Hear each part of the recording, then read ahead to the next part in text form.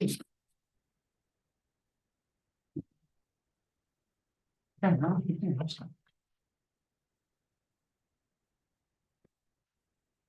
a roll call. All right, good evening. This is the Board of Health meeting, Town of Northborough, for November 12th, 2024, 6:00 p.m. For the record, this meeting is being broadcast live on YouTube and also being recorded. We're just going to take a roll call of all the people here, starting the end of the table. Why don't we just go right away? Or No, just board members. Just board members? Okay, Swati Sane present. Lee Jane present. Glenn French present, Teresa Capobianco present. Lisa Johnson present. all present and accounted for. Moving right along on the meeting agenda for the evening, this is amended. We're gonna start with the HHS staffing update. Community Outreach Coordinator Liz Nolan. Yeah, so we have hired our full-time community Wonderful. outreach coordinator, Liz Nolan, if you want to do a little intro. So yeah, I'm 2.5 weeks in. And it's actually been great. I've been able to meet with a lot of different people. And I mean, the big thing is to bring awareness to the department. That was lacking. And just trying to let people know what we do, what we offer, what kind of resources we have available. So we're putting our plan together. And Isabel has been just a great resource as I'm getting my feet wet into everything. But I've lived in Northborough for 18 years, so I know the community well. I know a lot of the organizations in town, and it's great to have that kind of network and system. We're just trying to get them to work together to a lot of them deal with the same type of families that way. And tell us, Liz, where is your office located?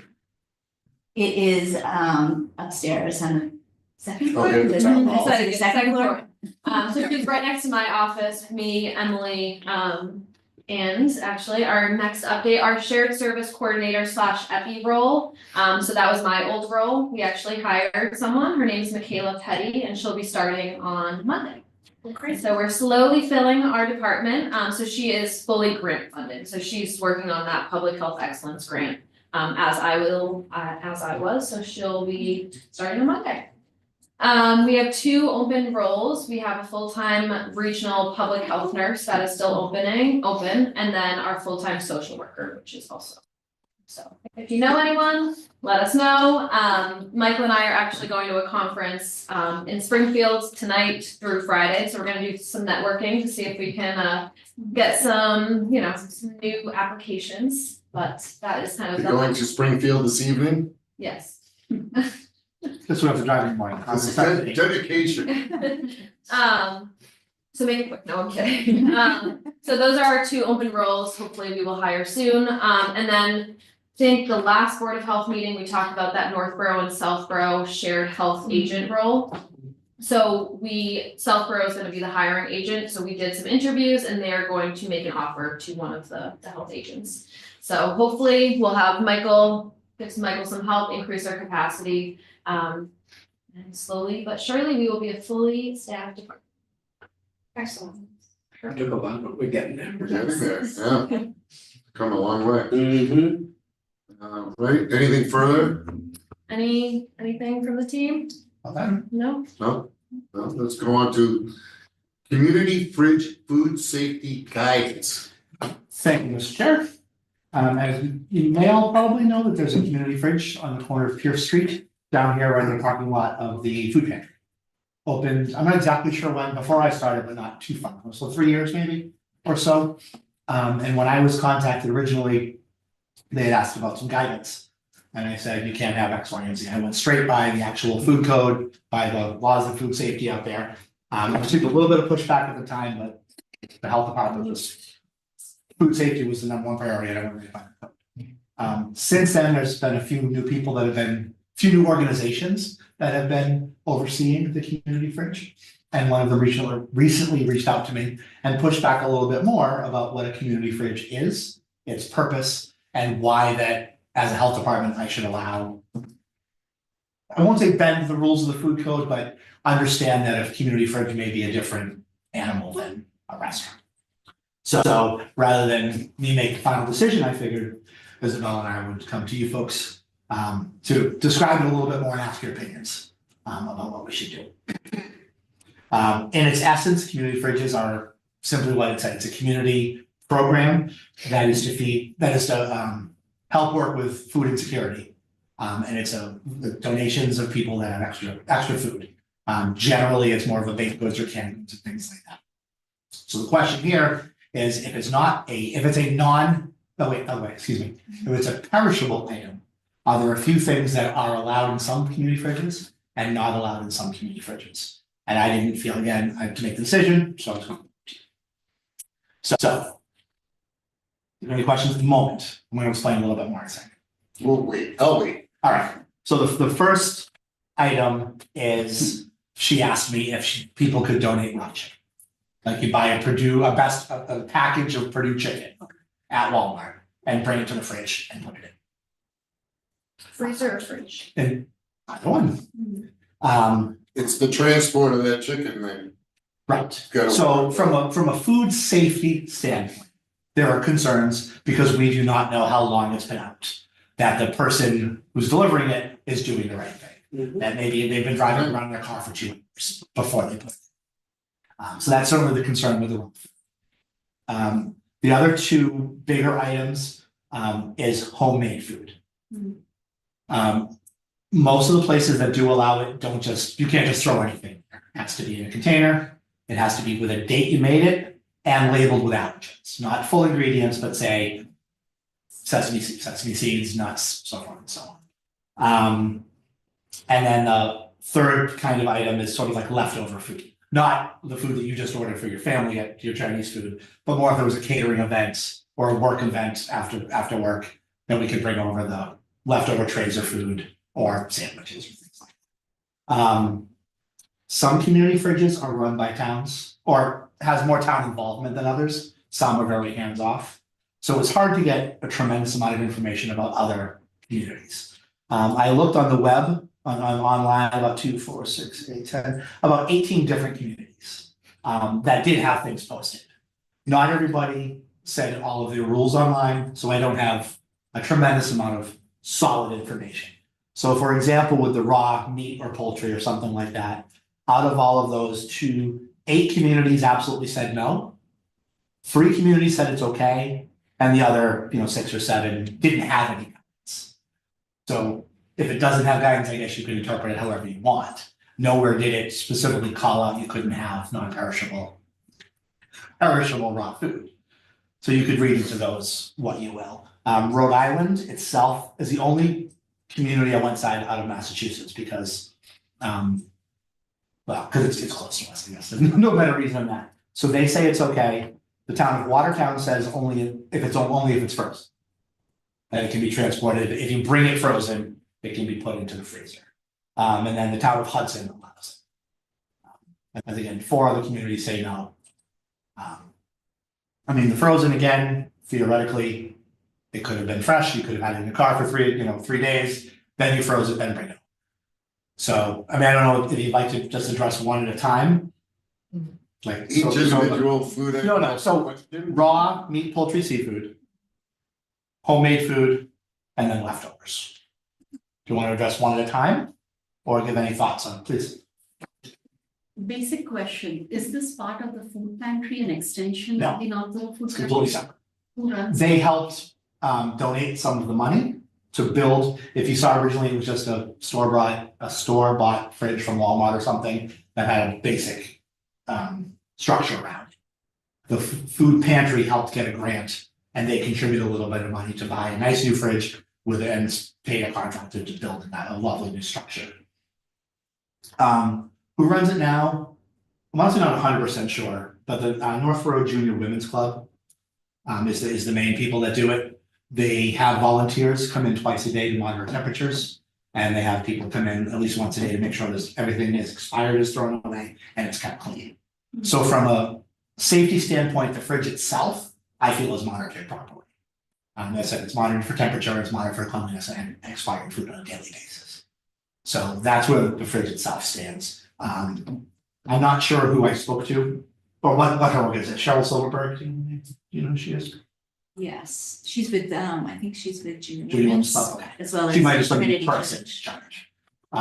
So the food comes from, like I said, from any resident that tends to donate. So is it like a home refrigerator or is it It like is. an industrial? It is. Okay. So the three towns that say it's okay, do they have any guidance as to what criteria allows them to say it's okay, or they just said, nope, you can Just just, so it's. okay, it's just blank, whatever it is. So the people that fully support community fridges, I didn't print it.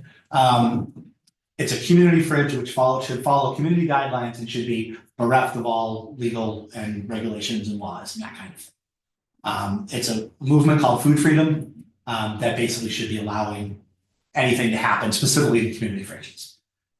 In other states, that has expanded into residential kitchens where people can make chicken pot pie and meatloaf and so forth and sell it on the street corner, farmers markets. Residential kitchens, as you may know in Massachusetts, you can pretty much only bake like cookies, cupcakes, and cakes. So it goes along with that. This is the food freedoms of allowing residents to produce food, especially for a charitable purpose. One of the other arguments people will give is they will point to Mass General Laws Title 15 next week, 15, Chapter 94, Section 328, that says the preparation of food in private homes for donations shall not be subject to regulation. Does that count as a donation? And that's where the gray area comes in, where yes, the food code is very fairly specific, but this is a charitable nonprofit donation event, sort of. But it's being held as opposed to served immediately. So, as the food safety professional, I would tend to follow the food code more and say that the fridge should only have non-perishables and canned goods for the most part. But I understand. So no eggs or anything like that? Eggs are allowed. Well, we could theoretically discuss that, but I would have allowed eggs. But you're right, those are very valid. That's one of the things, I think one community said no eggs, but everybody else called out eggs as an allowable item. What other items would I find in the refrigerator? Produce, Produce. and bread and dairy products. And we could have the same conversation about milk, but those, again, theoretically are allowed because there's less of a risk of foodborne illness. And hopefully, you may carry around your chicken in the back for a while, but you think milk in a different way and you might not do that if that makes sense. There's no expiration date for pies that are made at home. Theoretically, those shouldn't be allowed because it's still made at home. But that's where it gets, when I just read about the laws, during Apple Fest, when the Junior Women's Club had an apple pie contest, that's allowed. With a sign that says this was made in the kitchen, not inspected by an health. And theoretically, if your church has a potluck where you make a chili and you make, there's something fast enough, chicken noodle soup, that's okay to bring. And you can serve it to people. So where is this food donated to? Like to It's put in the fridge. You would drive it so I can go and get what I want? anytime you want. It's open 24 hours. I see. So if you're facing food insecurity, you can drive it to the fridge and Got it. if you need some bread, hopefully there's some bread in it for you. So it's open 24/7? It's just in the parking lot of the food pantry. It's at the food pantry, but that just happened to be the landlord of that property, Jim Shea, some of you might know who he is. I don't even know who started it originally, honestly. I think that when I started this job, the Fitzgerald Institute was in charge of it. They started, okay, so the Fitzgerald Institute started. And how do they track who takes what? They don't, So somebody just drives up there, goes to the fridge, takes what they want, and that's it. So if there's an illness that comes out of that, who cares? if you're a person who doesn't care as much about the community, you could empty your fridge and put it all in your car. That would be morally wrong, but No, I know. really wrong with it. But my point is no tracking of any potential foodborne illness with that. No, And when the temperature is checked. We don't know for the who's putting it in or expiration date, when putting it in. They check the they- expiration date not- of the eggs or the milk? Yep. Okay. when It's supposed to be the part of- volunteer goes to look at the fridge, Right? whenever they're turning that day. Charity thing. They check the No temperature, they regulation. check the expiration dates, and they wipe it down, if there's a spot for cleaning someplace. It poses a health concern to the community, that's why it's here. But it does fall under that, I think it falls under the charitable donation. That's where it gets That's where I'm. fuzzy, and that's what I do, I take the decision. I have a couple questions, yeah. Please. Sure. So if we say, yes, chicken can go in the fridge. What's our liability for that when somebody puts bad chicken in the fridge and somebody else takes it, it Zero. gets very sick, okay. Will it be a PR nightmare? Maybe. Would we be responsible for someone getting sick? Yes, theoretically, but civilly liable or any of that kind of stuff, absolutely not. There are laws against it. Okay. I didn't print those or pull those out, but there's actual mass general laws that remove any civil liability from anybody. Okay. Who donating food or something like that. I can forward it to you. I've never had to look that up, that's why I asked Yep. it. Very valid question. Okay, in terms of the food prepared at home, is there any way to track who's bringing that in? We don't necessarily care who's taking it out, but maybe. And who's bringing it if- in. You wanted to allow it with a caveat that they had to sign in or something, or theoretically, yes, but no, not in general. Are there cameras in there? I did not require them and I honestly don't know. I do not believe so. And right now, are we allowing milk? Dairy Yeah, products. allowing all dairy Well, things.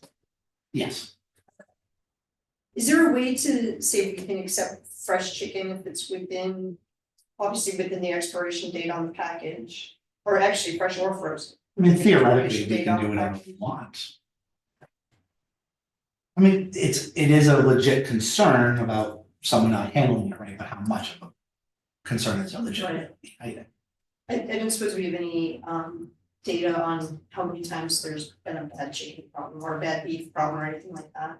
All the information I've got said it's never happened, and there's no data on it, but that's, the CDC hasn't studied it or something like that, so it's debatable, the information that I was getting.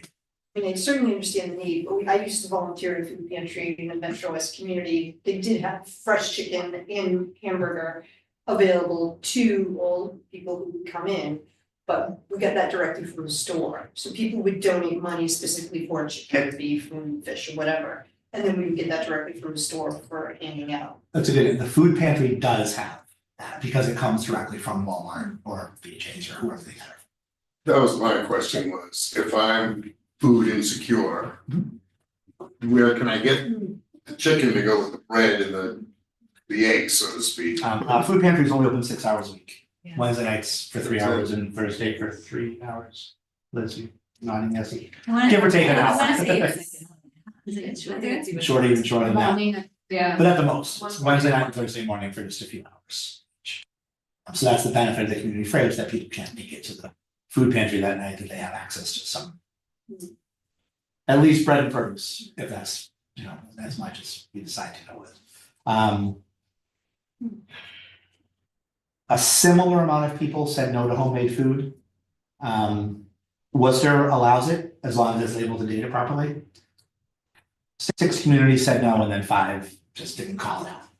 But again, could you bring it? Whether it's within the rules or not, I don't know. Leftover from the catering event, only 1 specific town said it's okay, as long as labeled and dated.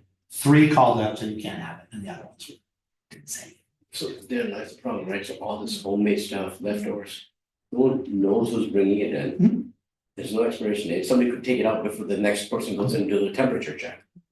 Right? So there's no way of tracking any of that. And cameras or no cameras, it doesn't probably have very little to do. At least if there was something, okay, if, they made a lasagna and it's made on today, and there's a way for them to track that, but if somebody doesn't put it on, or even if you mandate it, should be, who's watching that, right? The only comment on that is just, I know you use lasagna purely as an example. It's, if you make something at home, it's supposed to be single use, not single serve. You wouldn't make a pan lasagna. Right, so they And would, if you did make lasagna, you cut it, you portion it and put it in containers. So what about if it's a lasagna that I made for my office? And now I have leftovers from my office party, that's different, so that I can bring. When leftovers from a catered event, theoretically in that bucket, we'll call it, is made in a commercial kitchen. Okay, So it would be the leftover lasagna from Wegmans right, at your holiday party. but then isn't it the same concern though, how long was it sitting on the table in my back office Sure. before I decided to bring it to the community fridge? I would be most skeptical of leftovers, just for that reason. Yeah. that's- And I see it at meetings that I attend upstairs and, yeah, seconds, no. No. Do the volunteers have data of how much of that food is later on thrown away? It's not being. I have no idea. Because even if it is. I would doubt that there's anything thrown away. And let me take that back, I shouldn't phrase it that way. If it is donated really close to the expiration date, it probably would get thrown. But from what I've understood, food goes in, food goes out, it's quick. I drive by there, a few times a day, or I won't say there's always someone there, but it's not, Really? it's an active Okay, fridge. so there is utility in. But I do not know, I don't have any numbers for you about how many people, because I don't think they know. Even if it's stocked one day and you come in the next day and it's empty, that could have been 3 people that just overstocked themselves. You like to think people don't do that. Who knows? So there is no data. Most towns just, wipe their hands, not wipe their hands, I shouldn't say that, excuse me. Sorry. But it's not as their high priority, they post a list and just let it go. And it's not monitored, so we can post every list we want, but I'm not gonna try to track the person down if I found some chicken in there. What is the junior women's club or organization, what do they say about what they want in there? Everybody I've spoken to, Yeah, from the Fitzgerald Institute the first time, this last person, and I honestly forget who I spoke. So I spoke to 3 different people. They would prefer it to just be white. Because their number one priority is food insecurity. yeah, And food safety is lower on their list. And that's what generally the people in whatever research I'm reading, if you go on, you might enjoy this, go under freevee.com, FREEVEE, which is sort of a French fridge website. They say, don't tell the health department that you're opening a fridge. They say if you're going to stock it with things, do it after they're closed, after the health department's closed. So that's the guidance from like the national organization, kind of. right. But that's not really what the grassroots organizations are. What it's for is to address food insecurity. And as far as we know, there haven't been any foodborne illnesses in our town that could be attributed. Any research I've done across the country says there's no documented cases of foodborne illness from a community. Not alone. All it takes is one. Right. I mean, they could just go unreported also. Of course. Well, of course. As- I think 80% of people will sit around unreported. Nobody knows, you don't know what happened yet. So now you all see why I left it in your hands as opposed to just mine. Do other communities around here have a food fridge? Like, Southborough does, and they went on the recommendations that Heather Alker and I did, which was pretty much straight by the food code. Which They you can't went by have the food raw, you code. can't have homemade. So they Well- go by food code. What I read about the donations is kind of in the food code. So maybe we didn't go all the way to the food code, it depends on how you want to interpret what a potluck is or what a donation is, or which our organizations are. Shrewsbury does, they don't allow anything. Hudson allows raw meat and leftovers from catering events. This is all from the website, so they These might are just from have, they might have websites. additional guidance Right. on the fridge, which we can absolutely include. Instructions, directions, guidance, all of that. Like a lot of it, some of it may have been an article that just says the fridge doesn't have any requirements or something, but if I went there, there might be a whole list on the door, so this isn't an exact science of my research, because it was hard, as I drove around the state. Do we know deli meats? That is not called out anywhere, but that should automatically be in. But again, if it's not called out, I mean, I think if I were to make a list, which I would do after this, if we come to any conclusions at this meeting, I'll make a list. And I'll include certainly the things that are absolutely. You know, how comprehensive can that list be? I mean, you could cover the entire fridge. That's fine. But you call out the important ones, which would be specifically deli. I mean, there were some that even call out, you're allowed to have commercially packaged, like your Hormel hay or something like that, that's in the plastic containers. There were some communities that said that was okay. Okay. I left all that off the list, I wasn't even noticed, you folks. But we certainly, if you want to make a more comprehensive list, I can certainly come up with something, and we can take this next time. If you really want to go with a deeper checklist. And there's no permit required for this, right? They do have a permit. They do have a permit. So somebody has the food safety certification. But again, do we need to require a permit? I guess that's theoretically the next question. That wasn't, I didn't bring it, I wouldn't have brought it. They're fine with the food thing. But if if a different organization takes over and they don't have a food safety certification, do we care? I guess that's the question. Would you know that? Would that be reported? If they're required to get a permit, because as part of the permit, they need to submit their food safety certifications. So theoretically, at least one person involved with the organization in charge of the community fridge has that certification. So Vicky Colleen from the Senior Center, excuse me, and Northborough Junior Women's Club has that certification, and she's sort of the person in charge, even if she's not directly involved. So her communication has got down to people. And the people I've spoken to on the phone, I've also helped educate as well. But they already knew their temperatures. They already told me that they had people checking. So, oh, I'm sorry. I'm supposed to be asking. No, Would it make sense to have some sort of annual, almost like looking at the Northport variants where they come in annually to say, we are CPR certified lifeguards, we're following the rules and just giving you an update so that they could have some additional let them work freely to feed people that need it, and so we're not micromanaging, but they are doing their due diligence. we're just looking for categories of foods that we kind of just let it slide through. Is that what we're saying? Well, it's not right And- now, right? It is, well, no, there's no chicken allowed, no raw foods allowed at this time. Yes, No homemade foods allowed at this time. I don't believe anything's posted. It's just sort of. So it should be. So it absolutely could. We never got around. to- Nice. Yes. There's such a need, and more than we probably realize, and I'm sure, Yeah, those working to keep it stocked and to watch it daily, that's impressive. if they're there daily, twice a day, That's what I've been told. monitoring what's in there, what's gone in, what's gone out. As best as they can. Right.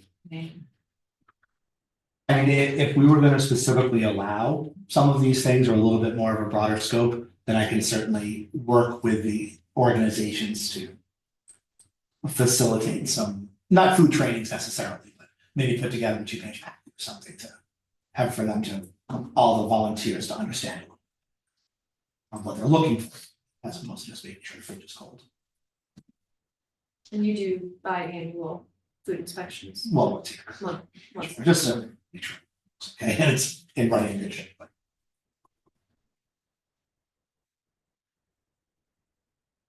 So what prevents a restaurant from donating to the fridge at the end of the day when they have leftover food? Nothing. We can call that out too. My list was not this long. It had a lot of other things on it, but I chose just the 3 focus ones, but that's certainly. A lot of places allow you to do commercially packaged, which would be made in a restaurant. But not leftovers, and that's a harder distinction.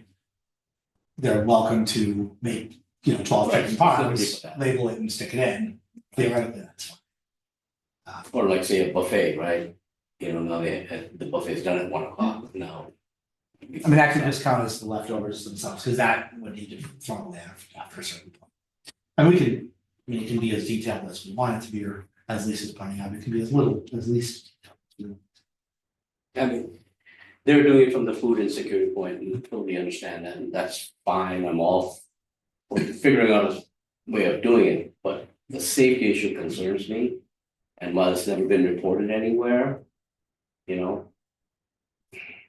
forget the liability part, I mean, I think Teresa raised a great point, but if we're, not liable for any of that based on the Massachusetts laws, that's fine and dandy, but I hate for someone to get sick because of something bad. Because we said. Right? Yeah.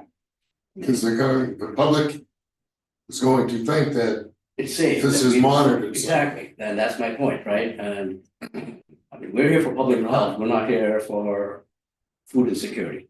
Our first one is public health, Well, right? that's part of it, that's part of community health is people are food insecure.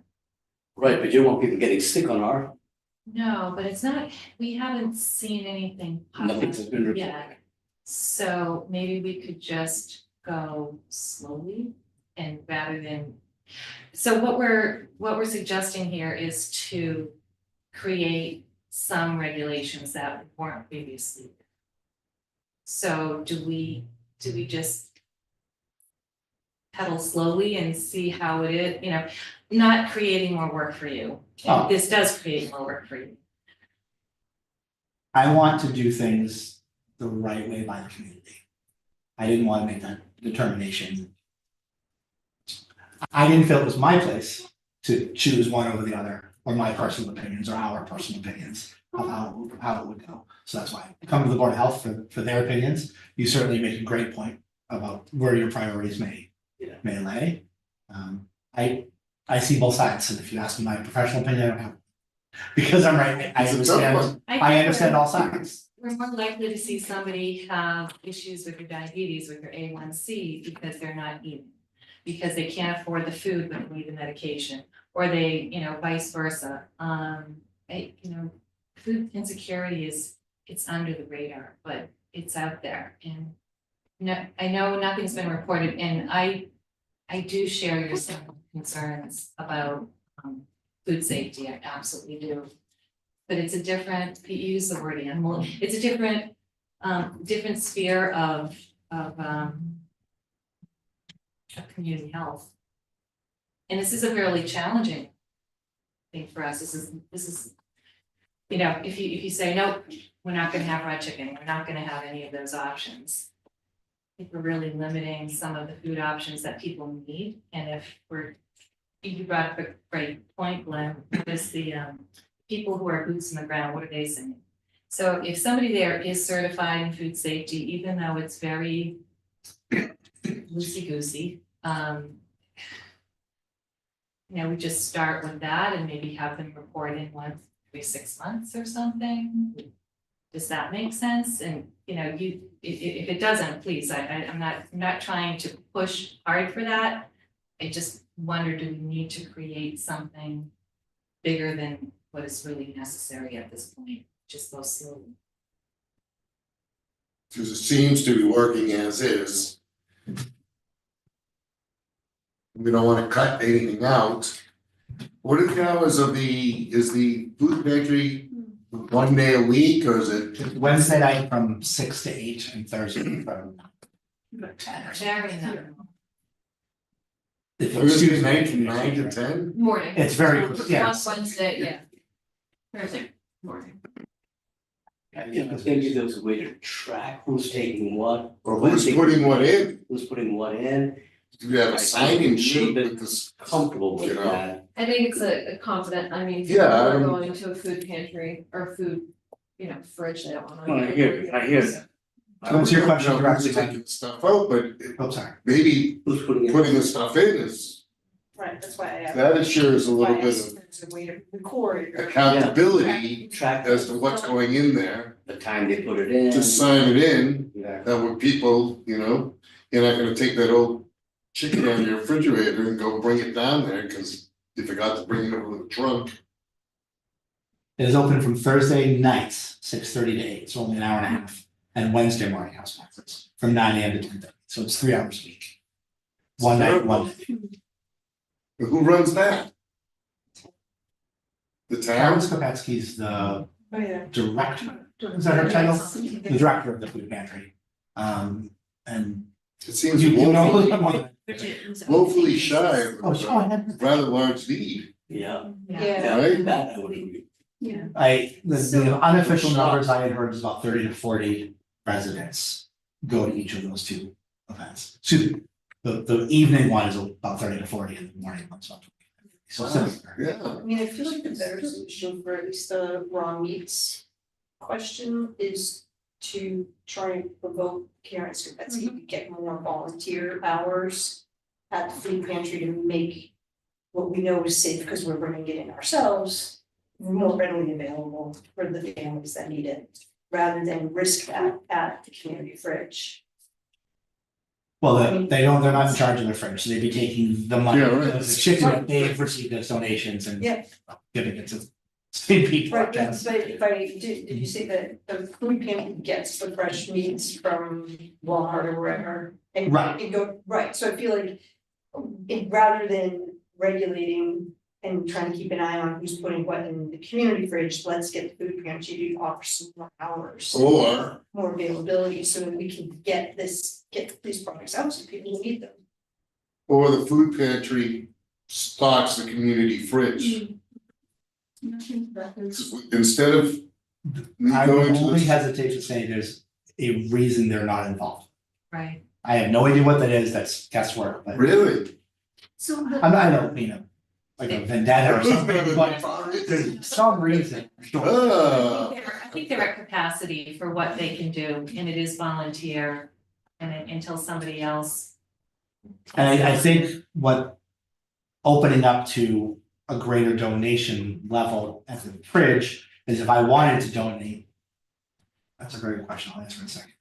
If I wanted to donate some of my chicken and the food pantry's closed, I can go to the fridge, but that begs the next question, I have no idea what the food pantry would take as a donation. So I had a feeling someone was about to ask that, if I brought my chicken to the food pantry, would they take it? I would love to know. I don't know the answer, I didn't even think about that. And I've left messages. I don't think- I don't think it's you'll going to I don't think- of 50 people and nobody responds, so it can, and I can respect that. I think it goes directly to Karen's mailbox, and she's busy and only handles so much, so. And do you do inspection for the food pantry? And how frequently is that? Twice a year. They're just, they're, every food permit's theoretically twice a year, same. Okay. Visits.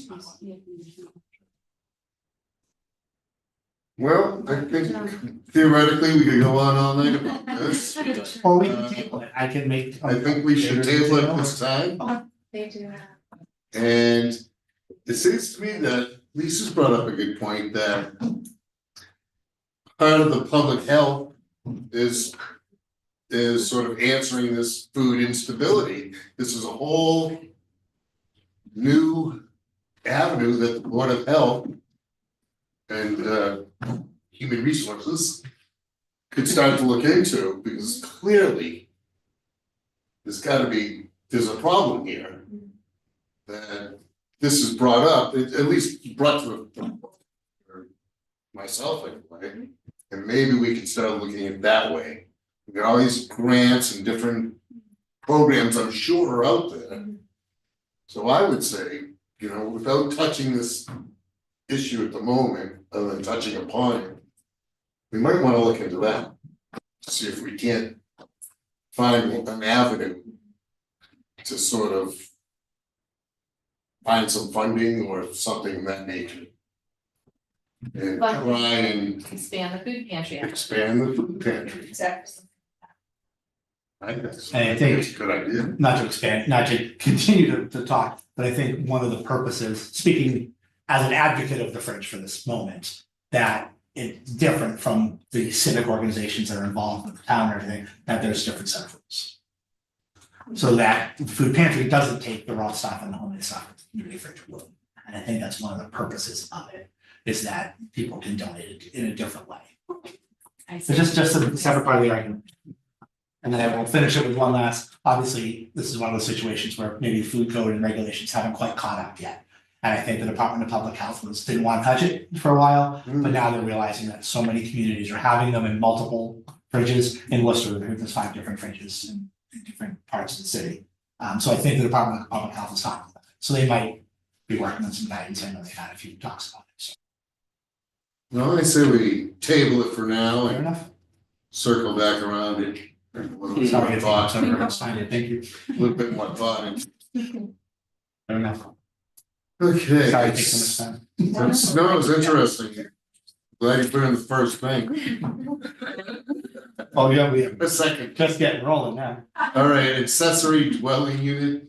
Do we all know what that is? No. I've heard that term, yes. Same thing like No, back in if you could fridge. just, yes, if you could. Oh, I haven't heard it. So at the moment, there are different areas of the town that have different zoning laws. Some places allow commercial, so forth and so on. And where we all live, or I have no idea where we all live, excuse me, if we live in a typical residential neighborhood with houses, you are allowed to have your house, and that's it.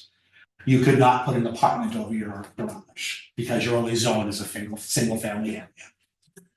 The Healy-Driscoll administration, in an attempt to combat housing issues, they're now allowing what's called an accessory dwelling unit, which is an apartment over your garage, a small home in your backyard, subdividing your basement as a rentable unit. Or a purchasable unit, depending if you have a separate structure, someone could actually buy it. So it's going to address housing needs in general, and maybe help the economy with more money coming into various so forth. Why this is a big deal is because the administration said anybody can do it regardless of zoning laws.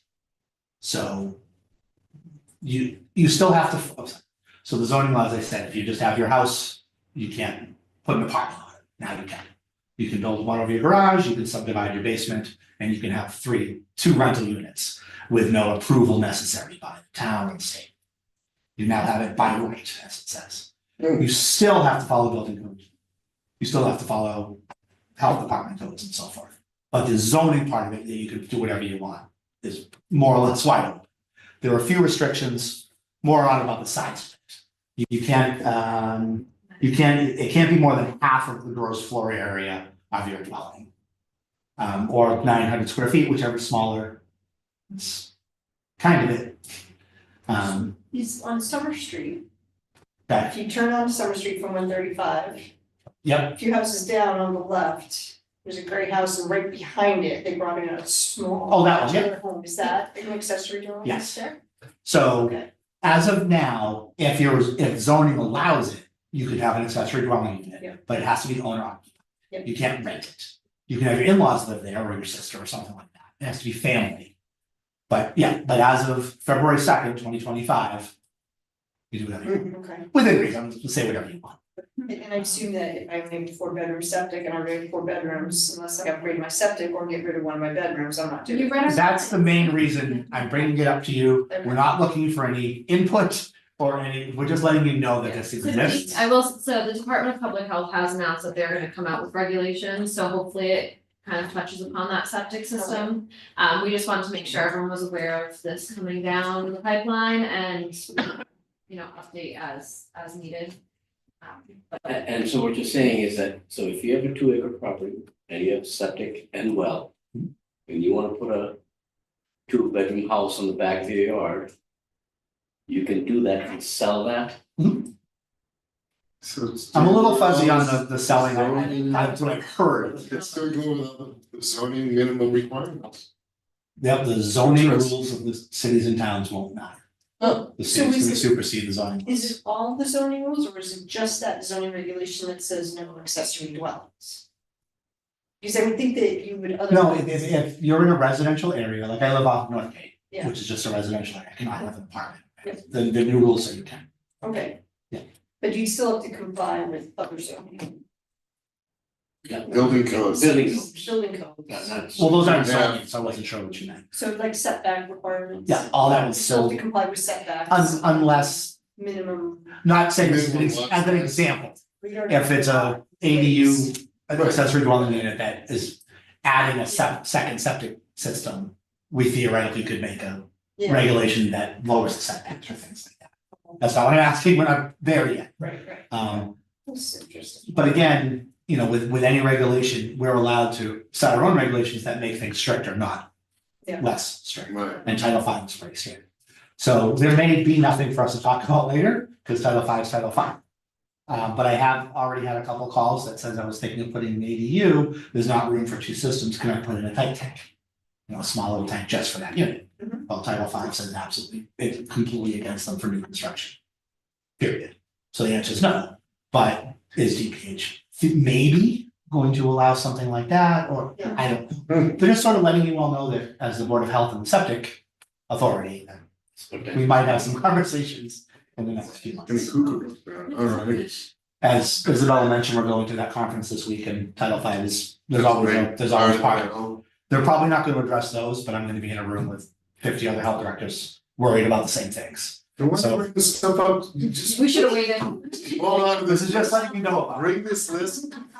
Well, I have a feeling the Okay. community fridge Just- there would be fist fights. Even number 4 looks like the same thing. Yeah, and number 4 It is is, another. it absolutely is, so. It is. Animal keeping regulations. So that, I just wanted to add onto the agenda, is this something that the board has ever discussed? The town of Northborough, the health department has no animal regulations. Urban farming Yes. has come up in the past. Okay, And it was started with the chickens, horses we handled, but Yeah. chickens, and there was one kid in particular who had more pets okay. than he could handle. They were all, right, they could have the donkey and everything else, so the neighbors were really upset about it. There were reptiles too. This was, I think, 5 or 6 years ago. Did what? Reptiles. They don't bark or anything. Yeah, but there's ran with a toe, summertime, you'd be a little freaked out by it. So we spoke about it and then discussed it and then decided it wasn't really a big enough Okay, problem to step in. okay. Northborough being an agricultural community. Yep, is that how we all still feel? I'm totally fine Are with we that. a to farm community? I don't think we're right to farm, but we were born on the back of an agricultural society. Yes, sir, yeah. Okay. But no, we're not officially. We're not, okay, because I know when I was on the planning board, we thought we'd want to do that, and then it just didn't take off, so. So Yeah, so we never. I don't think there was enough problems Okay. with it. I'm Problems now. I would say like maybe 2 a year, I don't think it's, so I just wanted to bring it up. Excessive Chickens are- barking. they're everywhere. Chickens are the big thing, right? Chickens. Yeah. I think there's a Eggs. particular number of chickens, right, you can have, no? Some towns So have. now, Some they have towns these eggs, they just put them out, Yeah. eggs for sale, here they are, they're in the, In we refrigerator. don't know where they came from. So we'll keep that on the back burner in case there's more issues, but cause it would be a long process, it would be. Yeah, no, and it'd be a then whole select- thing Is discussed. this gonna be discussed at the conference in Springfield? I think people who have this habit, if they don't Yeah. see it as a need, it's not a need. So I just wanted to check. in. Anyone else have any issues with Just like the reptiles? turkeys. No, I don't know. Oh, 4 turkeys that are terrorizing. Oh, those turkeys. I lived out. Just because you live across the street from They them. terrorize They're all- all the drive, like I know when they're coming around because there's people honking. Otherwise, it's a quiet. If you get out and chase them, they'll run. I know, I chase them all the time for people. Like, Russet turkeys? No, why not? What What do we do about this? They're like, they're gone by, These regulations would. no, they're gone by like 11, 12. They don't belong. Abandoned. Are they hunting eggs? Are They they belong hunting to you, eggs? if they belong to you, then Just that's. Oh, really? Yeah. There was 3 males and then a female joined their pack, and then I've now seen a pack of 4 females also, so I don't know, but they're never together, thank goodness. There's another gang on Brewer Street, Yeah, Brigham Street, excuse it's, me. You should come to the my street, there are at least 10 or 15. Yeah, Yes, they you do. just, In yeah, my you front just yard. wait patiently They're at the bird while they feeder. are, fanning out. But the ones on Otis across from her house attack the cars. they do. There's a line of 10 cars on both sides, waiting while they're attacking the cars. I've seen them like chase cars down the road. Well, It's give crazy. it a week, they'll Chase disappear. cars. Alright, so we're good, well, Well, unless, yes, we're unless fine. things come up. It'll be nice and quiet. Yes, they know what it's coming. Okay. Discussion of food permit for the dugout corner. Another issue I do want to make is, I'll leave it in your hands. Cause something a little new. So let's say, for example, there's a brewery that does not have a kitchen or any food service. No, according to the Department of Public Health, there's no food permit required if they allow you to order food from Shangri-La and walk in and sit down. No problem. There's a new establishment called the Dugout. It's gonna be open in the building right next to the Hillside Grill up in that weird little plaza Yeah, up there. They're gonna have virtual cricket and baseball. So you and your family can go, with a VR headset. Actually, I don't know exactly how it works, but I believe a VR headset of some sort, and you can play cricket and so forth, and baseball, and I believe a ping pong table. They do not have any food service, they don't have any kitchens. And they wanted to do a similar process as I just described. However, they want to be the ones that facilitate the order. So rather than you calling up and ordering your own food and bringing it in with you, You would walk up to an employee of the dugout. Say, I would like to order 2 burgers from Hillside. They plug it into their computer. Take your payment, which includes a surcharge. So a $12 burger now is $15 or whatever the amount is. The order will go to Hillside, they will make it, bring it to the dugout, hand it to a dugout employee, who will then bring it to you. So when I heard that, I said, I wonder if they need a permit, because they're facilitating the order, being the final deliverer of the food, and adding a surcharge. I don't know. But- And when I asked the Department of Public Health, they said, oh, they may need a permit, it's up to you. So now it's up to you. So they're literally hands-on this food. The restaurants that, at the moment, and this is something that I'll work with them, depending, the restaurants currently that they have this partnership with is the Hillside Grill, which is literally next door. Right. And then Shangri-La, the Chinese restaurant down here, that does already deliver. So they already have hot bags and a process for what they're doing. So I forgot what I was saying, forgive me. Plates, forks, Theoretically would be delivered. No dishwashers would all be plastic utensils. So what prevents a customer who's playing cricket or whatever they're doing to pick up the phone and call from Shangri-La or call from wherever, they can do that, right? Well, they may have a rule that says no, but from our standpoint, theoretically. Okay, so that restricts customers from ordering outside on their own, they have to go through the dugout. That was purely. But that may be part of the I do not issue, know. right? Because if they say, well, no, I can order from anywhere, or no, you have to order from these 2 places, that means they are taking the responsibility saying that these are the only 2 places, they're gonna make a surcharge out of that, right? So they're restricting their customers from going outside. I don't know that for a fact, but if that would be the case, I thought And they should be permitted. that would be the case. Then they should be permitted. if they're, That's an interesting take. They're But benefiting, they're Why? getting Yeah, surcharge. they're getting surcharge from that. I don't think they should be permitted. I don't think. They're not so making either. it, it's coming from a places that are already permitted. It's the same as a DoorDash coming to your house. Except there's. They're not making it, they're not giving you silverware or anything. They're just part of their Is there a service. restaurant? No, nothing, any beverages? Their website says they do, but they don't. They don't. Their website is very strange. It's very, it says they have beer, wine, cocktails, and all like a huge list of restaurants, which I guess It's all virtual, you know, virtual. they just haven't updated it yet, but actually I haven't looked at it in a few weeks. Do they have a liquor license? No, Oh, no interest in it. really? Their website just, maybe they had a different plan when they first thought of the idea and just never updated it. So yes, to Glenn's point, it's just. I don't see anything. They're not even opening the bag, so you get the bag from Shangri-La. Oh, here's your order, Mr. French, have a good day. Yeah. I think that's very perfect. That's my opinion.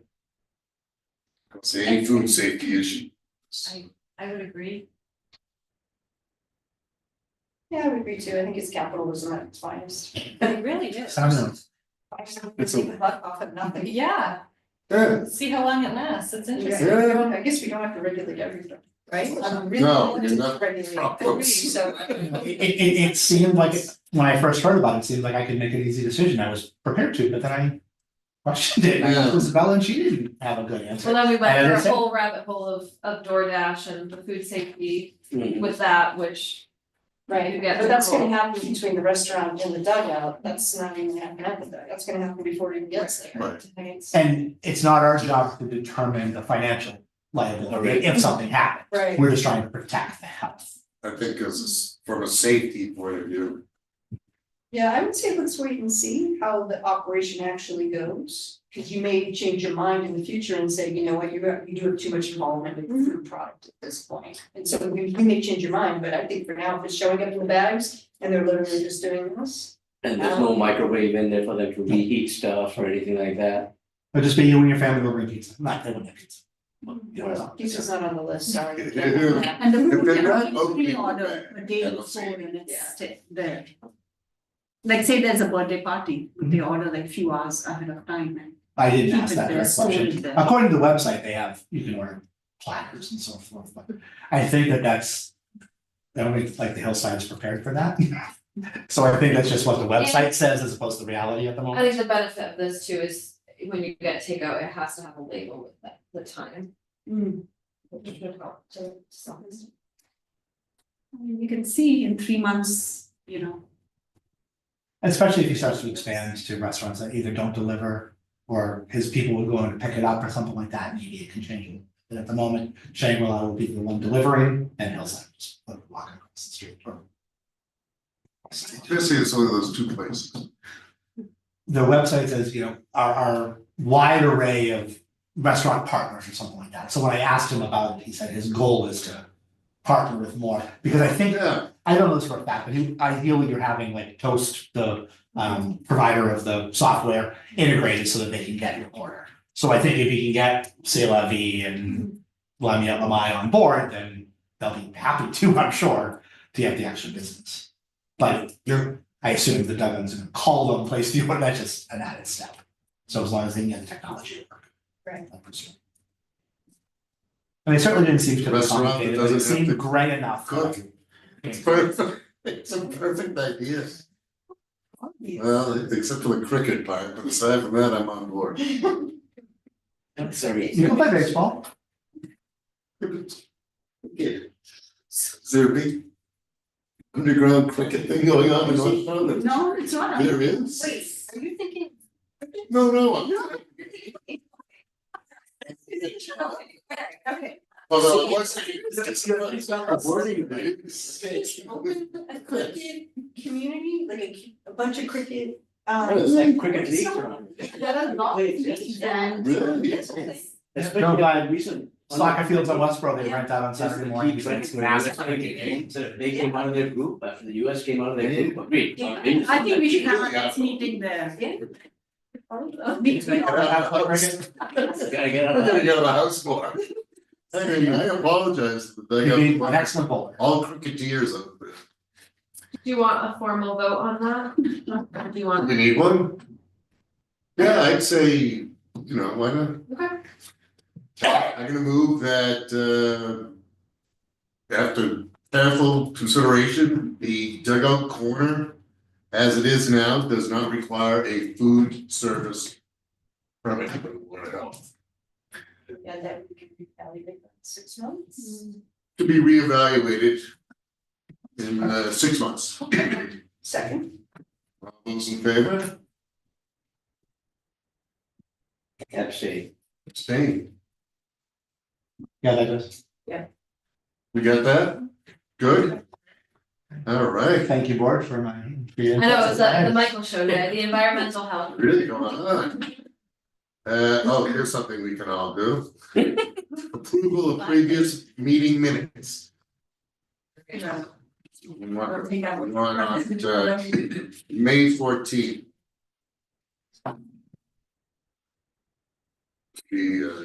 Delete Lisa and Teresa. and then this, I had no changes. Yeah, changes. And I would make a motion that we approve the May 14, 2024 minutes as written. I second. In favor? Aye. Aye. Unanimous. We go on to, what's the next one? June. 11. It's me, myself, Lisa and Teresa. I read them and I didn't see. Okay, I move that we approve the Tuesday, June 11th, 2024 minutes as recorded. Second. All those in favor? Aye. Aye. Unanimous. Lastly, we've got Tuesday, September 10th, 2024. It's myself, Lee, and Lisa. One pager. Good. Love that. Very nice. Let's see. And that was when we did all the meetings. Yeah. We can see it. We did four of them. Okay, I don't have any changes. No, I think so, you can do. Lisa? I have no problem with that. All right. And I move that we approve the minutes of Tuesday, September 10th, 2024 as recorded. A second? All those in favor? Aye. Aye. Unanimous. Clear. Got 5 minutes to do all 3 of them. Good, well. Anything else? Yes, actually, one very small thing. As the board knows, I am the voting representative for the Public Health Emergency Preparedness Group. I attend meetings every month. And I guess there's a letter that we need to have signed that says that I'm continuing on. Last year, Angie upstairs signed it, so I didn't bother anybody. But now there's sort of evaluation, so wait a minute, the Board of Health is supposed to sign this. Okay. So if Glenn wouldn't mind. I don't know. You want the job? The meetings I are, think he's the person for the job. these meetings are pretty basic, pretty simple. They're usually offsite, so it's fun. Yeah, I keep getting the invitations. I think.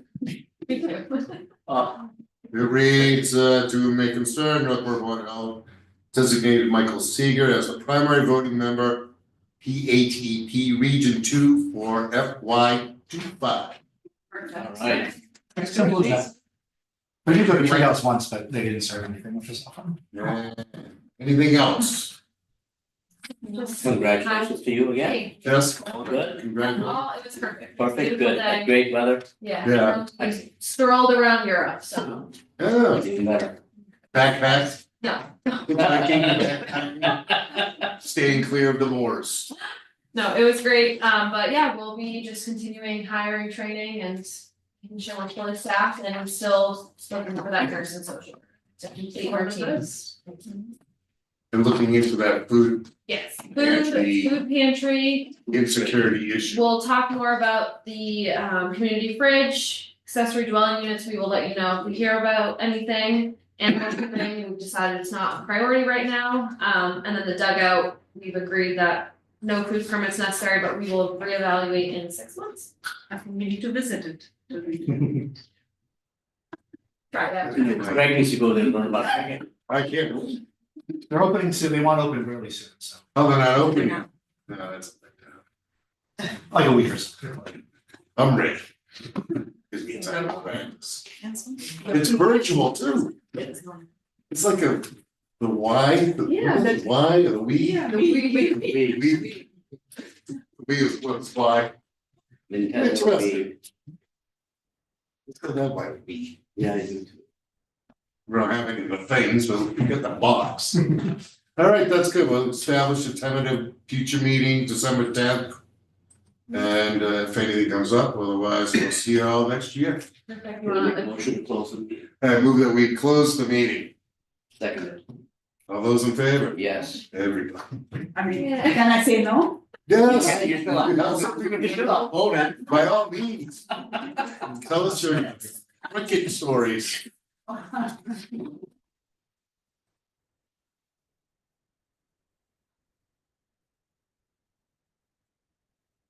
Happy Thanksgiving, everybody. Yeah. It was well, thank you. Yeah.